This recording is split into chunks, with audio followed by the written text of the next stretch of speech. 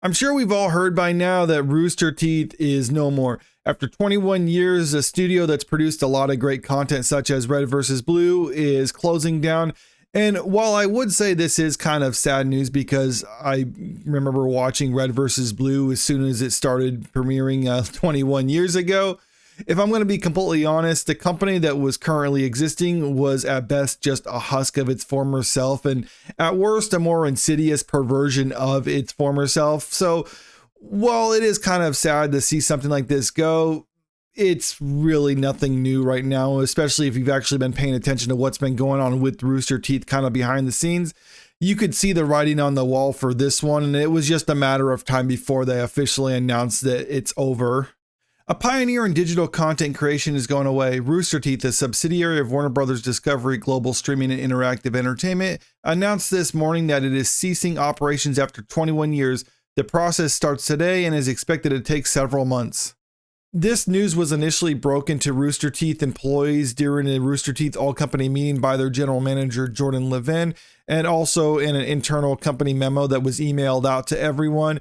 And in that memo, it said, "It's with a heavy heart I announce Rooster Teeth is shutting down due to challenges facing digital media resulting from fundamental shifts in consumer behavior and monetization across platforms, advertising, and patronage," Levine said in the email. And when he's talking about the fundamental shifts in the environment, what he's talking about is how back 21 years ago, for people old enough to remember that, the internet was very much a different place. I almost like kind of jokingly refer to it as the ancient internet. And what I mean by that is the time before YouTube and everything like that, where it really changed the landscape of everything. I mean, it was very much the Wild West as far as video sharing online goes.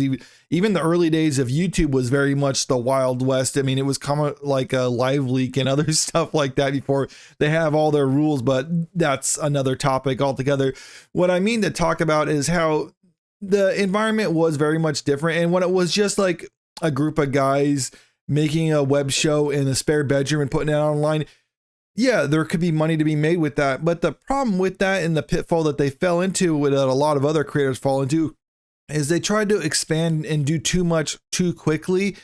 And what that resulted in is they needed to make more money in order to sustain themselves. And they grew to a point where what they're trying to actually produce is not sustainable with this current environment, where you have to have all these studios and all these employees, and it's supported by advertisers online. That's just not practical for what they were actually wanting to do. And that's why the company has been on a slow decline for quite some time now. And this was, like I was saying at the start of the video, only a matter of time before it finally just caught up with them. The Roost podcast network will remain in operations while WBD evaluates outside interest in acquiring this growing asset, Levine said. And that's kind of what I'm talking about in the current environment, about how certain things just aren't sustainable. But a podcast, if it doesn't have a huge overhead to it, if you're not going to have a huge studio production, then yeah, there is money to be made with that. But a lot of these other big studio projects that they had in mind, not so much. It does say here, though, that Warner Bros. Discovery has a couple things for Rooster Teeth in the pipeline, that they will conclude those and release them to Warner Bros. Home Entertainment.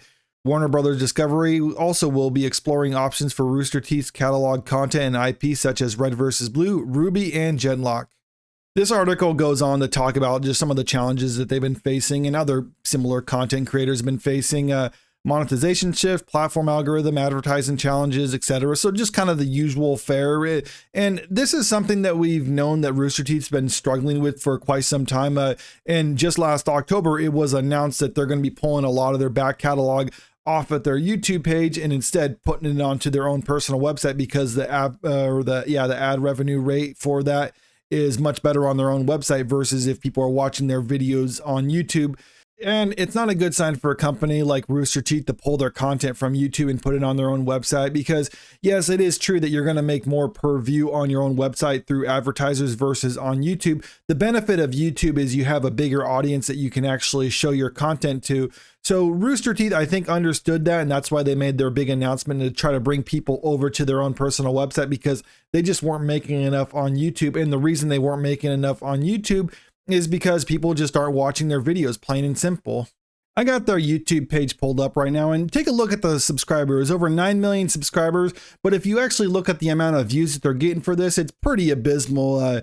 This is 2 days old, 24,000. Okay, over 200,000 for 3-week-old video, 26,000 for 2-month. Not a very good amount of views for this. Here, I'll just go back a little bit further. Okay, 84,000 for a year-old video, 26,000, 71,000.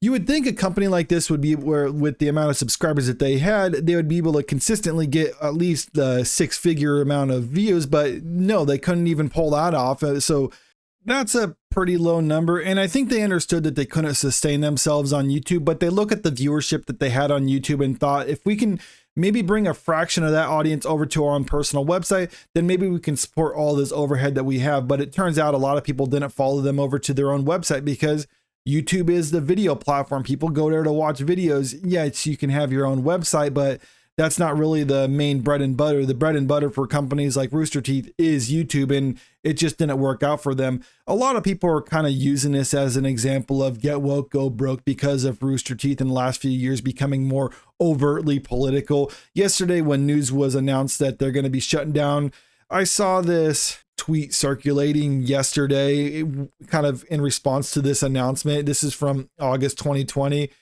This is your regular reminder that we happily and proudly stand for social justice. We have no tolerance for racism, sexism, or harassment of any kind. If you're not with us, this isn't an airport. No need to announce your departure. And so this is obviously not a good look for them. And like I said, people are saying like this is a get woke, go broke sort of thing. And I'm going to disagree with that because I don't think this is an example of them getting woke and going broke. I think it's more that they got broke and then as a result, they went woke. Because hear me out for a second, because when a company is doing something, if what they're doing is successful for them, then you don't want to do anything that can potentially interrupt that. And going overtly political is doing just that. Even if you're terminally online and you think that these political positions are the popular position, you still understand that it's going to be alienating the certain segments of the audience, and you're not going to do it unless you believe that you actually need that audience. And since they obviously didn't have the viewerships that they needed, they were trying to do a drastic measure in order to try to attract people. Because when I used to watch Rooster Teeth back in the day, like listening to their podcast, they would deliberately try not to discuss politics. And if it was going to political nature in their conversation, they would even say like, oh, let's not discuss that. Let's just move on to something else or whatever. And that's fine. If you don't want to be political, then yeah, don't be political. Then you fast forward several years and this is what they're doing right now. So it really does seem to show a shift where between at that time and when this tweet was posted, the company changed goals and like, okay, we're going to go from not being overtly political to, yeah, we're making politics front and center to everything like that. And even talks about that a little bit in this article about how WB Discovery or Warner Brothers Discovery also continued the Rooster Teeth Digital Creators Program. And if you actually look at the Rooster Teeth website, it's basically just trying to prop up diversity hires and other things like that. What do you need to qualify? Applicants, 1,000 followers across relevant platforms. Okay. What are you looking for an applicant? We are looking for passionate and dedicated creators from diverse backgrounds who are unique point of view. So yeah, basically just the identity politics stuff without overtly saying that, because it is illegal to overtly say it. So you just kind of have to like tiptoe around it, but people know what they're actually meaning. And I'm not saying, like I said, this is the reason that they failed. It's just they were failing already because what they were trying to do, like I was saying earlier on in the video, is they were trying to do too much with what they're actually capable of doing in an internet-based environment. And that's why this company is ultimately going downhill. But, you know, like I said, it is sad to see this happen because I was a huge fan of Rooster Teeth back in the day. I even was a member of their website for quite some time, kind of in the early days of it, but I gave up watching them quite some time. And it wasn't because of like this politics or anything like that. It was really just a matter of they stopped producing content that really appealed to me. I mean, Red versus Blue, I stuck around with that longer than I probably needed to, but thinking back, the first few seasons was really the best part and the highlight of it. And then it kind of went downhill when they started becoming more serious with their storytelling in it. I liked it better when it was just goofy stuff going on. And I think I understand as a company, they couldn't necessarily keep that up forever. So they tried to shift focus and it just didn't work out for them. So, you know, sorry to see them go, but I'm not necessarily sorry to see the company as it currently is going. I'm sorry to see what once was go. And that's, like I said, been gone for quite some time. But let me know what you think about all this in the comment section below. And if you haven't already, make sure you click that subscribe button and make sure you ring the bell if you want notifications. And also, if you can, like and share the video because it really helps out with the channel. Thank you.